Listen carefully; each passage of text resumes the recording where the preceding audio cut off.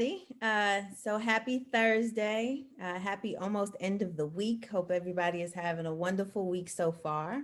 And welcome to another author conversation. I am Vanessa Mitchell along with Kanika Mobley. And if you know us, you know that we are the co-founders of Stories of a Colorful World.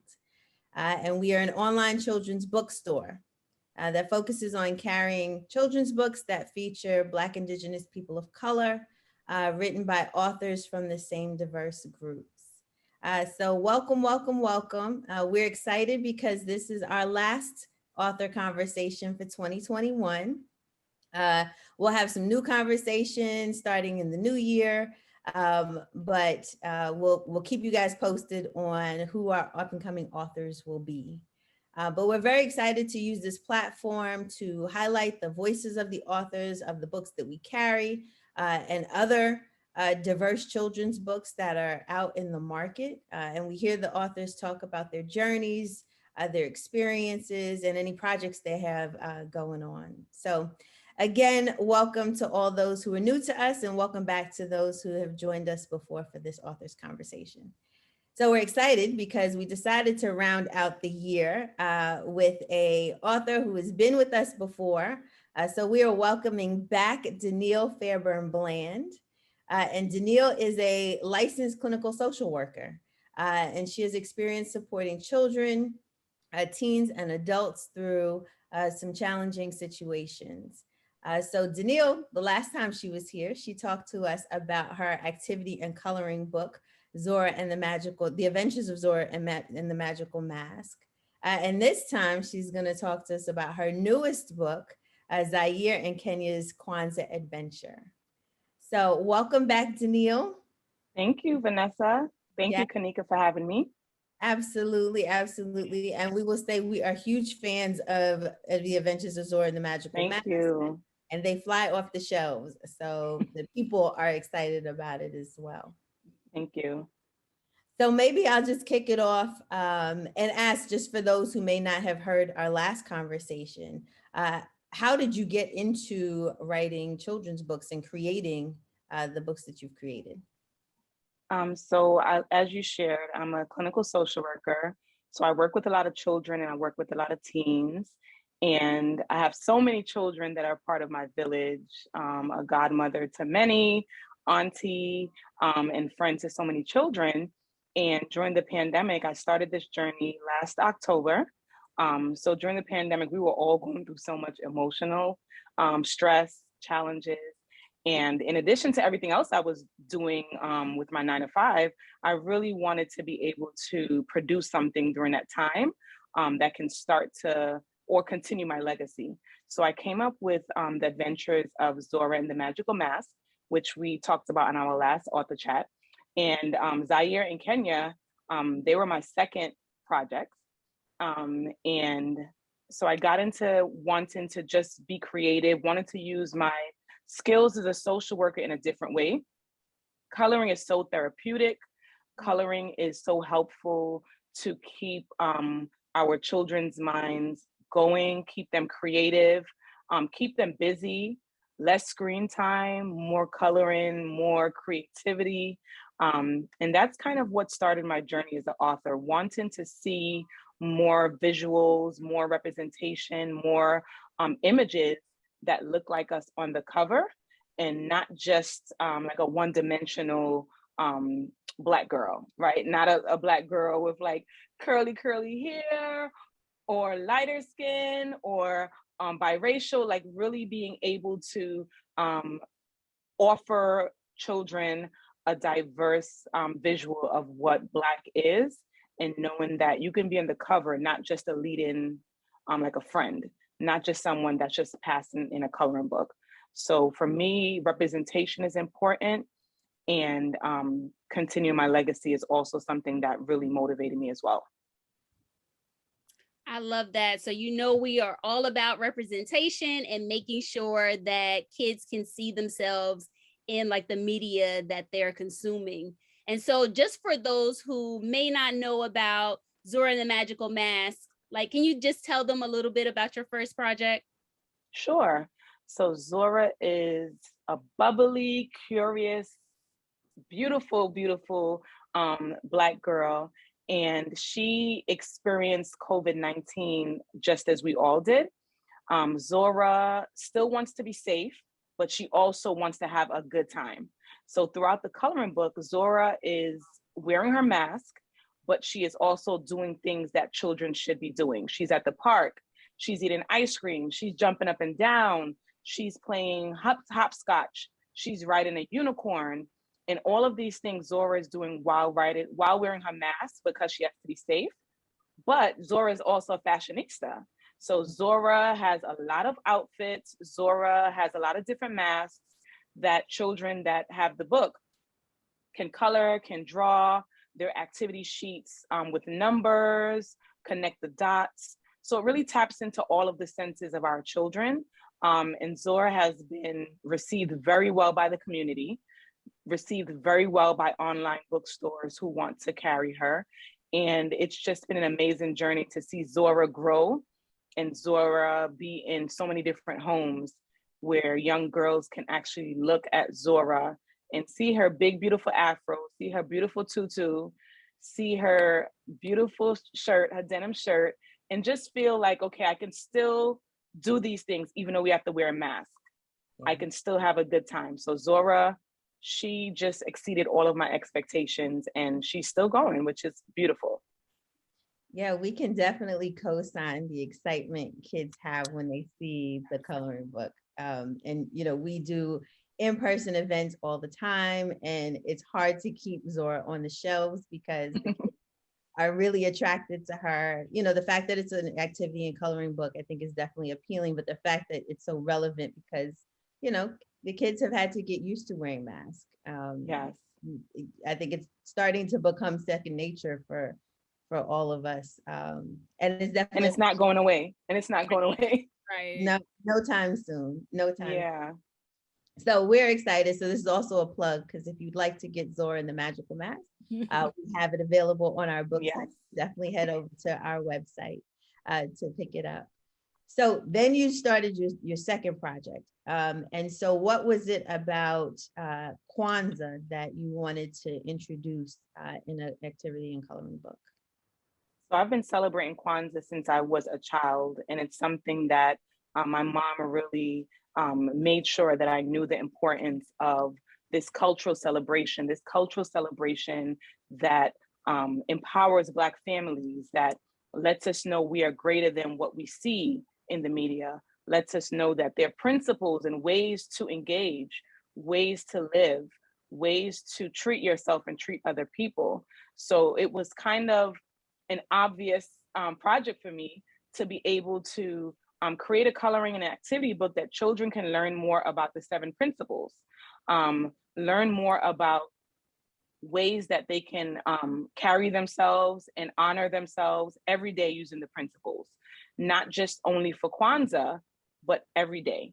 So in addition to the coloring book, this is the 5th year where my friend Kiana and I are hosting the Children's Kwanzaa Village. So it started off in person and now it's virtual. So it all kind of ties into each other, a space where children can learn more about Kwanzaa. And now people also have the coloring book where every day, for every principle for 7 days, children and their families can actually do an activity, can actually learn more about the principle and learn more about what it means to be proud of your Blackness, proud of our contributions in society, proud of our families, proud of who we are. So this Kwanzaa coloring book is really just a love letter to Blackness and Black children, and letting them know that it's okay to celebrate it. You don't have to choose between Kwanzaa and Christmas. You don't have to choose between Thanksgiving. You can do all of those things, or you can do whatever you choose, right? But you get to choose how you want to celebrate your life and your family and your Blackness. And this coloring book is another way that children can learn about Kwanzaa and feel proud about being Black. I love that. I love letter to Blackness. So let's say for parents who want to like begin to celebrate Kwanzaa, like what might be some advice or ways that they can, you know, start to think about bringing those traditions into their family? Sure. I definitely think in the age of YouTube and the age of the internet, you don't have to create anything, right? You can definitely look up videos. There are a lot of content creators online who specifically create content for children for Kwanzaa.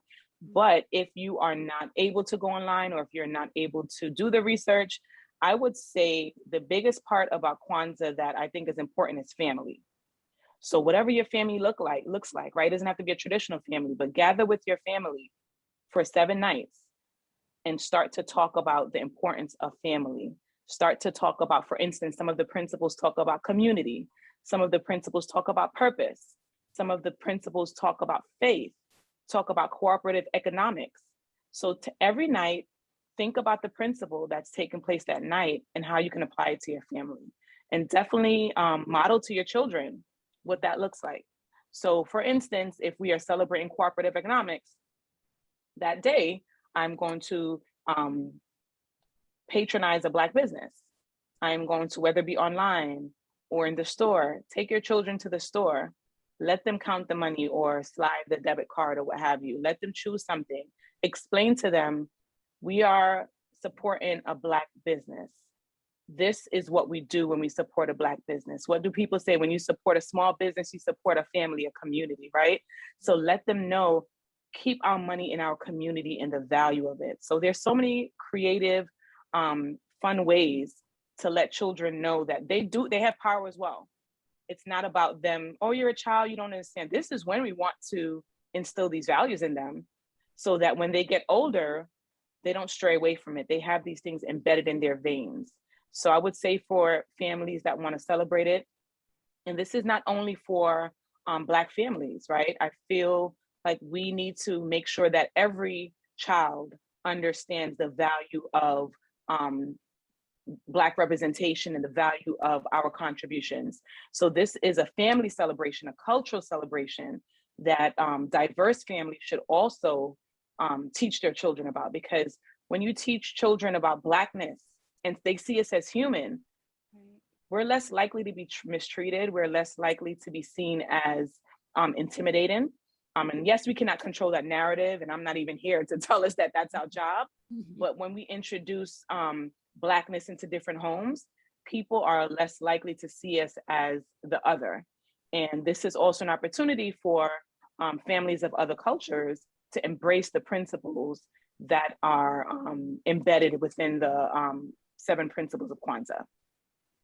Yeah, I definitely agree and love that, right? Like the idea is to share our cultural diversity, and it does humanize all of us. Yes. Start learning about each other's culture and traditions and celebrations and so forth, because it's also universal, right? The principles It is. Kwanzaa apply to all and are definitely lessons for all.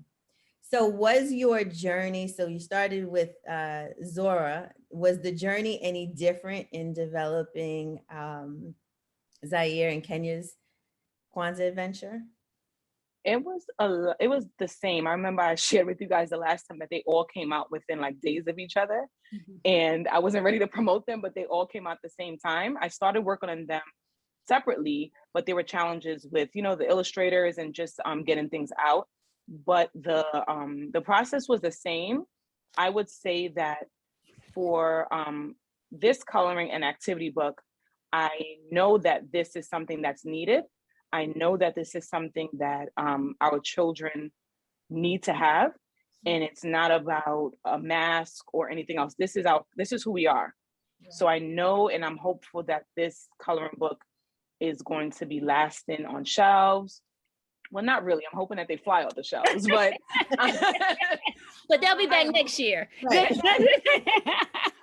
Hoping that people will actually purchase them throughout the year, so that we don't wait until one time of year to celebrate Kwanzaa. Like, let's do it all year round, so that our children could just know and understand the value of our culture and our heritage. So my process was a little different, but I still when I create anything, I feel like I'm birthing something. So it definitely is it gives me that same beautiful feeling of seeing people purchase it or people asking me to autograph it. I'm like, me? Autograph it? Oh, right? It feels so good to know that people are asking for it and curious and wanting to know what's next. And the support has just been out of this world continuously. And I'm grateful for the process and the journey and taking everyone on the journey with me. I really have been trying to post more, share more, connect with other authors and other platforms, because if I keep it to myself, what's the point, right? The point is to let people know, and people can choose whether or not they want to purchase it. But I think it's definitely a good thing to have on every bookshelf. Absolutely. That's something that Vanessa and I talk about a lot, just in terms of representation, but also like that authentic voice. Because when we do find that we're looking for books, say about Kwanzaa or about Juneteenth, we really do struggle to find books that are authored by people of color. So there are, a few children's books about Kwanzaa, but none written by Black people. And so that's interesting. Absolutely. Same thing with Juneteenth. Like, you'll find very few. And so we're always thinking about and welcoming and looking for books that are, about Black culture or about holidays that are actually coming from our authentic voice. So we definitely appreciate Zaire and Kenya's Kwanzaa adventure. So in your first book, Zora, it was Zora the Fashionista, and now you have these two characters. And so what was your process in terms of like thinking about how you were going to create like even the characters in the book? Right. So Zaire and Kenya are cute too. They got swag as well. And that's always important to me, to make sure that there are a lot of details for the children to color. I think it's really important for them to stay busy on sheets and not fly through the coloring book within a day. So it's still a lot of detail in Zaire and Kenya. I wanted Kenya to have braids because Zora had a fro, right? So I wanted each character to look different. And I wanted Zaire to have a haircut that I would see on like my nephews or my godsons. And their outfits are just inspired by like Ankara print. So making sure that they have a lot of opportunities to color them, a lot of opportunities to see the red, black, and green colors or the yellow colors, and for them to even ask more questions about that. So what does this flag mean? What does this color mean? Where do we get this from? So developing the characters, I really wanted them to look real. I really wanted them to resemble and represent what an everyday child would look like. And the illustrator nailed it. So I'm happy that she understood the vision, she understood the assignment, as they're saying, and they turned out to look exactly like I wanted them to look. Yeah, they are certainly fashionable. Like, yeah. It's certainly fashionable. So how does one, find an illustrator? Because I know, as new authors are coming out and certainly want to find illustrators that represent sort of their vision for the books. How do you go about, sourcing an illustrator and articulating, what you want them to produce? Right. So there are a lot of different platforms and different ways to go about finding an illustrator. I was able to find my illustrators on Upwork, which is a platform where illustrators and different fee for service or fee for hire contractors go and look for work. So when I'm creating all of my books, I create all of the detail page by page, the character illustration. I do a test illustration to ensure that this person understands my vision. And it's very, very detailed, right? So as an author, this is your project. The illustrator is supporting you, but this is my project. So I want to make sure that I am very detailed. I think more is better, as opposed to just assuming this person is going to get it. Because some of these people are overseas, or they are, they're not in front of you, right? So you can't really expect them to know. So it's up to the author to be as detailed as possible, and ensure that the contract is very detailed as well. I own the rights to all of my illustrations, and that was very important to me because I want to be able to repurpose them. I want to be able to use them in other ways. I want to be able to market the things that I want to market. So that's also a tip I would share with any author. If you can afford to, if you have the means to do so, please own your illustrations.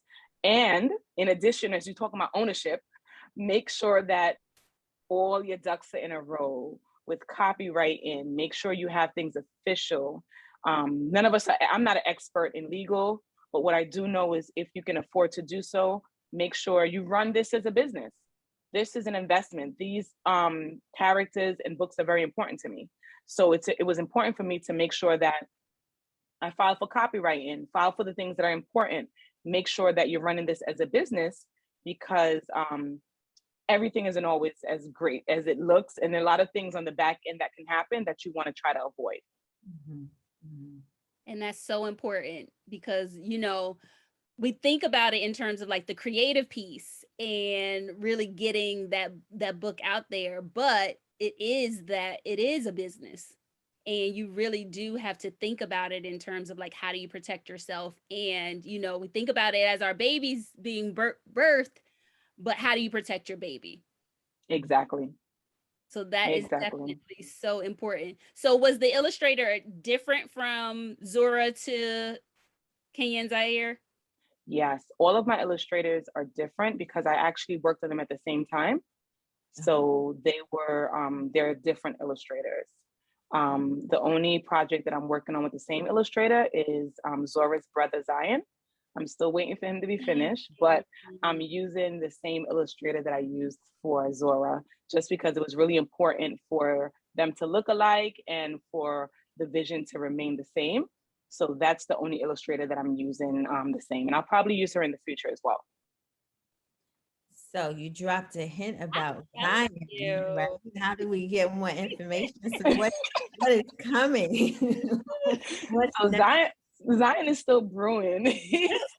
We're fine-tuning Zion, but Zion is Zora's brother, and he's also gonna have a magical mask and be going through all of those things because when Zora came out, the support was amazing, and people were like, Danielle, what about boys? You always forget about boys. What about boys?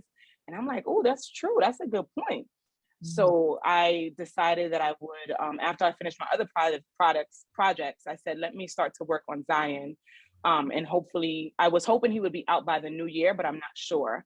But I would definitely let you guys know, and I'll post and tag you guys. And if it all works out, you guys can also carry him in your store as well. We will be looking for it. We will be keeping an eye out. So I know you mentioned earlier that you and your friend do like a Kwanzaa Village. And so is that something that's like open to others, or is it for a specific community? It's open to everyone. It's our 5th year. And we're just so happy that this is our 5th year of committing to a festival and a celebration for children. It started off in person and we pivoted to virtual last year. So this year it's going to be virtual again. It's going to be on December 29th at 6 p.m.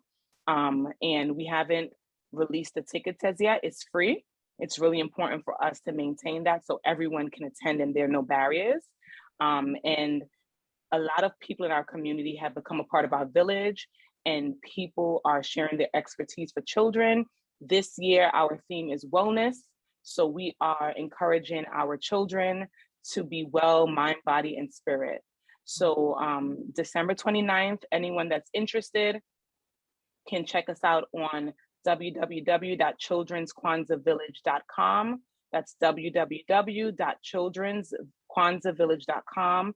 The event is on December 29th at 6 p.m. Eastern time. Yeah, we'll definitely make sure we include all the details. Thank you. In the comments below so folks know how to reach out and participate.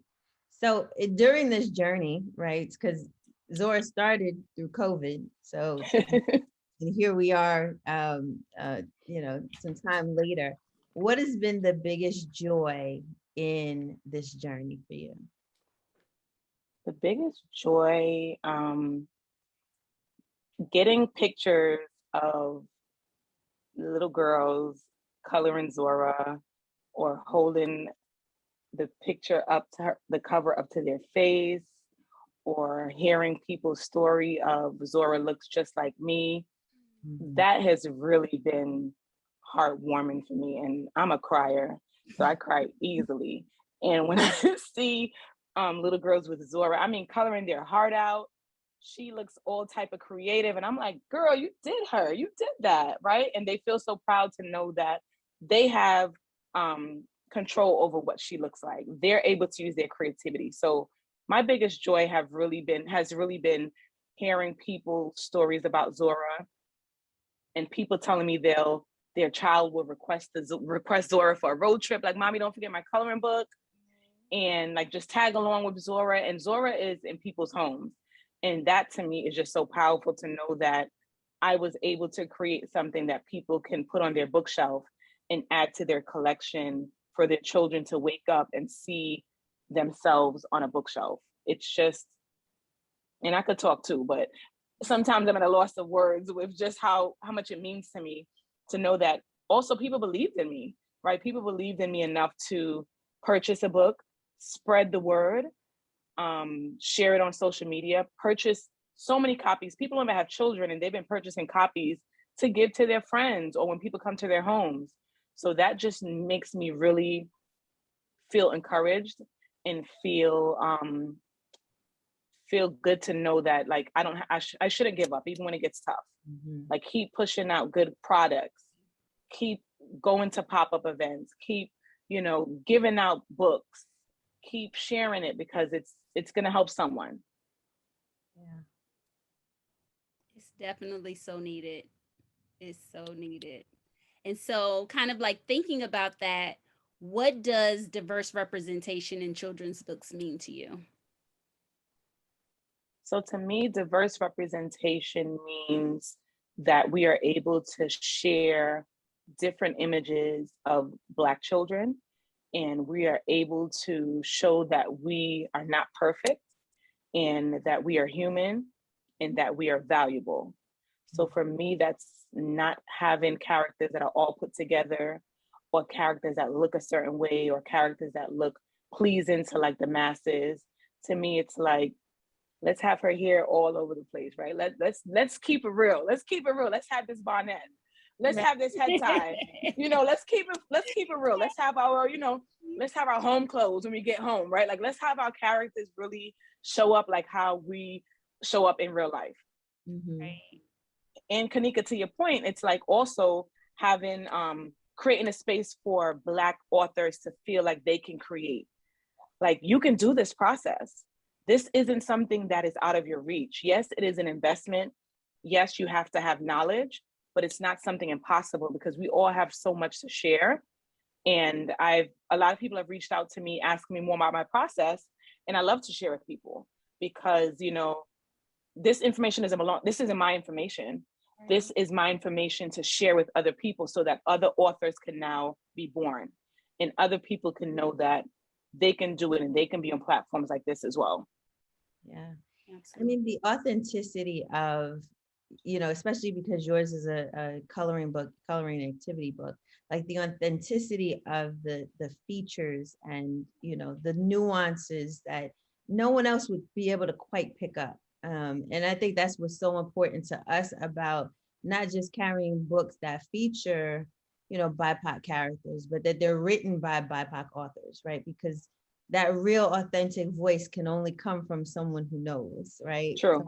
Who understands the culture, understands the hair, understands those nuances that no one else would quite get. So, I mean, I think back to if I ever had coloring books with characters that look like me. And I struggle to think that I did. They might have had a little girl and you had to color it in, and I'm pretty certain I colored it brown. But her hair didn't look like mine, and so I definitely think that's what attracts young kids. And I've seen their reactions when they picked up Zora, and how they light up because she does look like me. Yes. I think it's a beautiful thing, and I'm excited to see what else you have coming. So I guess I would ask, you're doing the activity and coloring books. do you have ideas of doing picture books or venturing into other lanes of children's books or even other genres? Yes, I do. So I have a journal that was just released as well. It's called G is for Gratitude, and that's a gratitude journal for children. It's filled with 101 pages of repeated prompts where children can start to learn more about the power of gratitude, the power of being humble, the power of compassion and being kind to people. So that is also available.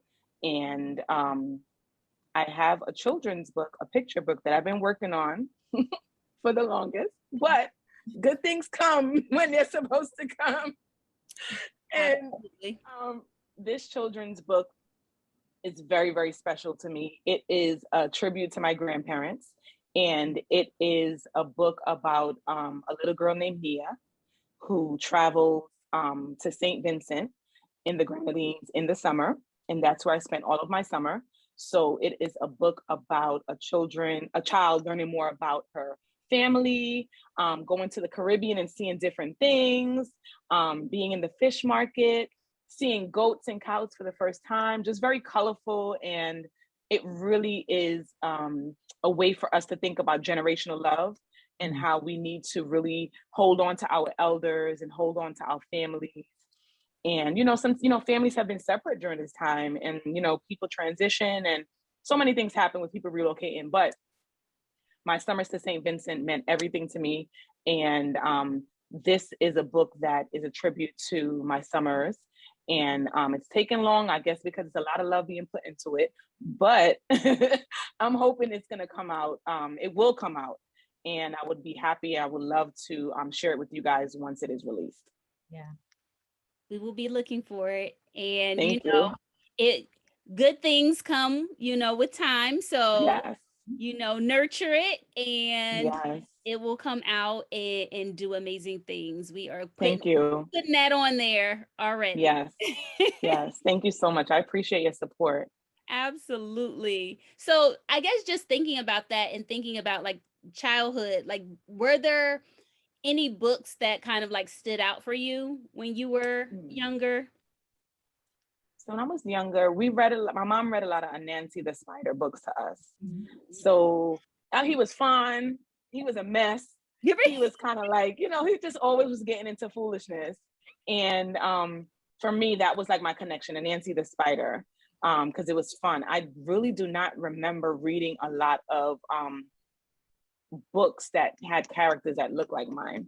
And I know my parents really worked hard to make sure that in the home we had Black dolls and different things. But as you guys know, those Black dolls back in the days, they didn't try to make them look like us. Mm-hmm. It was a white doll with brown paint or something. So yep, they weren't beautiful, right? Like they didn't look like us. And it's not because they weren't beautiful because they were brown. They didn't look like us, right? So my childhood was like, it was like more creating stuff. Like my parents would, it was like, we would read a Nancy, but I can't remember reading much else really that, like it was like nursery rhyme books, those type of things, right? But I don't remember seeing any books that really I related to at all. Yeah. I think we all had that same experience. And we've talked to other authors from different cultures, and the same goes, unfortunately diversity just wasn't prominent in children's literature, and there's still a lot more work that needs to be done in this space, but it's refreshing to see how many authors there are producing content every day, and we always get excited about new authors with new books, and we're a huge fan of yours. Yes, I appreciate it. From the beginning, we're a huge fan of yours. So do you have any advice? And I think you've already given some, but do you have any other advice for new authors, those that are, have an idea and maybe even haven't put pen to paper, or they're in the midst of the process? You have any words of advice for them? Sure. I would encourage people, and I always encourage people to seek out information, seek out people who have done this before. because why not? Why not learn from someone who has done it? Don't take advice from someone who has not done it in anything that we're doing, right? Like if you haven't done it, you can't tell me what to do. So seek out people who can actually support you in that, in writing a book. And I would also say, don't compare yourself to other people. Don't think that, oh my gosh, someone else came out with a coloring book. Because someone just came into my DM this week and said they're creating a Kwanzaa coloring book. And I was like, that's awesome. That's really dope. I came out with one too. Maybe we can collaborate in some sort of way, right? So don't think about how many other people have done it, because everyone is doing the most and it's wonderful. But no one is going to do it like you. No one is going to have your spirit. No one is going to bring forth what you're going to bring forth. So don't focus on the people that are already out there. Focus on what you can do, and just keep going. Even when you're discouraged, just keep writing, because if you keep it in your head, it's just going to float up there. So definitely, I use a lot of like pieces of paper, a lot of notepads. Have a system for yourself. So whatever system works for you, make sure you do it, but don't give up.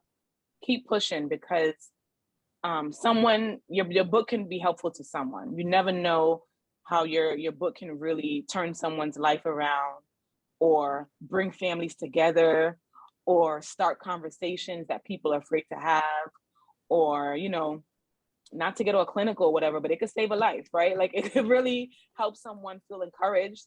It can help someone have something to do and not be in danger. Like all of these things I think about when I think about my books, because there is power in literature. There's power in characters. There's power in art and creativity. So don't give up. Just keep pushing, because someone needs to hear your word and hear your perspective. Absolutely. That's so important, because nobody has your perspective but you.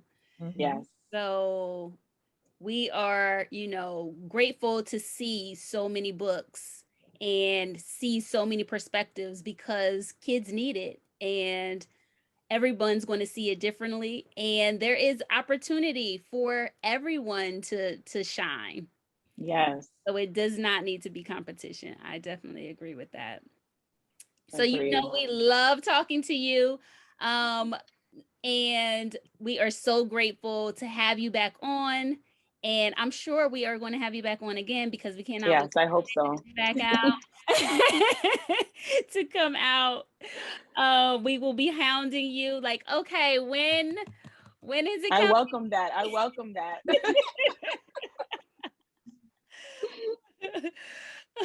But in addition to us, like, how can people stay in contact with you?